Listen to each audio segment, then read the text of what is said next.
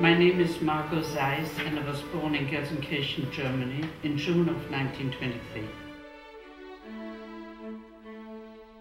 My maiden name was Jacobs, Margot Jacobs. That was my given name.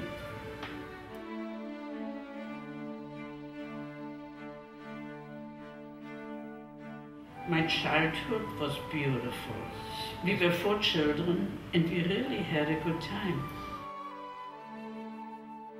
One sister was older than I by 5 years. Her name was Hertha. My other sister was 2.5 years older and her name was Edith. And our brother was 2 years younger than I. His name was Leopold.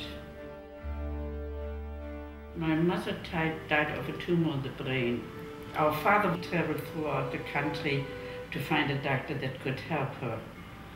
But naturally they didn't have what they have today, that they could find it early enough or they could operate. They just couldn't reach it anymore. It was too far.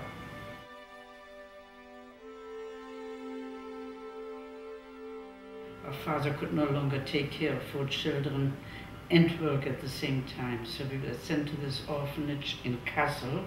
It was a very nice orphanage because I believe it must have cost money to go there. It was not free, it was not a state orphanage or anything like it. And then after a year in the orphanage, our father remarried and we went back home again. And if I talk about my mother, I actually talk about my stepmother because I don't remember my natural mother anymore. Our stepmother was marvelous because she even called our real mother's parents mom and dad. She was a wonderful woman. I once asked her when I was about 18 years old why she never had any children of her own. So she said to me she never wanted us to think that she would love one of her children better than us. And she was an extremely kind person. Our father was a boss, there was no question about it. He went to work every morning on a bicycle. He was a plumbing installer. Our grandfather, his father was a plumber too. Our father, he was a boss in the house, let's put it this way. And he was a very fun-loving person. Our stepmother was more serious. One day our father got called to school. Our teacher was very angry at me because he scolded me and I was standing in front of him laughing. So he said to my father, I'm scolding your daughter, but all she does is laugh at me. So I guess I had a big mouth then too. I liked school very much and I think one of my most favorite subjects were math. And I didn't like history. I couldn't remember many dates. And a lot of things that I really didn't like. And writing I didn't like. My writing was terrible then, it's terrible today.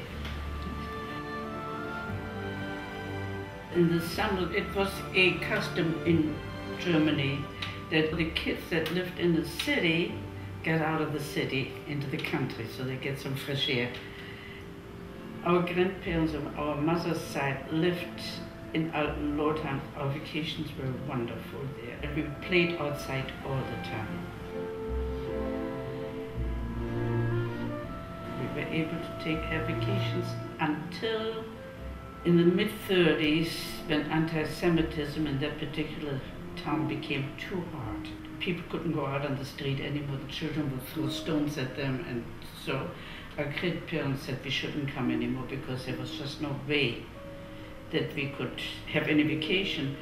And then everything was fine in Germany until 1934, 1935, that things started to change very, very slow.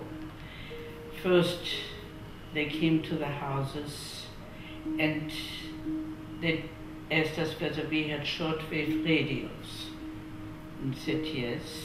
They wrote it down, didn't do anything. A year later, they came back and picked up all the shortwave radios.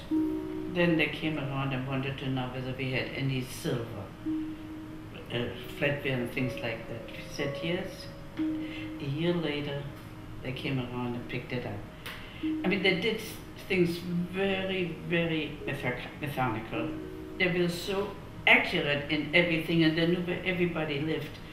So things started to get harder and harder, but it was bearable. until 1937 or 38, I'm not 100% certain, when we had to wear the yellow star with the word Jude in it. Before that they couldn't tell whether I was Jewish or not. And also women had to take the middle name of Sarah and men had to take the middle name of Israel, so they wouldn't know that if they correspond with somebody that they're corresponding with a Jew. We were not allowed to go to any more public places, no parks, no movies, any place which was public. Couldn't go to the schools anymore, naturally. That's when they opened up like a Jewish school. And things started to get worse and worse. In 1938, all over Germany is what is called today Crystal Night.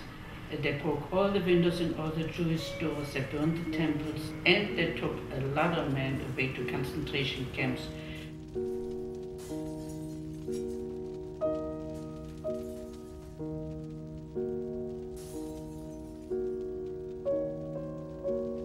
Very, very fortunate. My father was not arrested. He remained with us.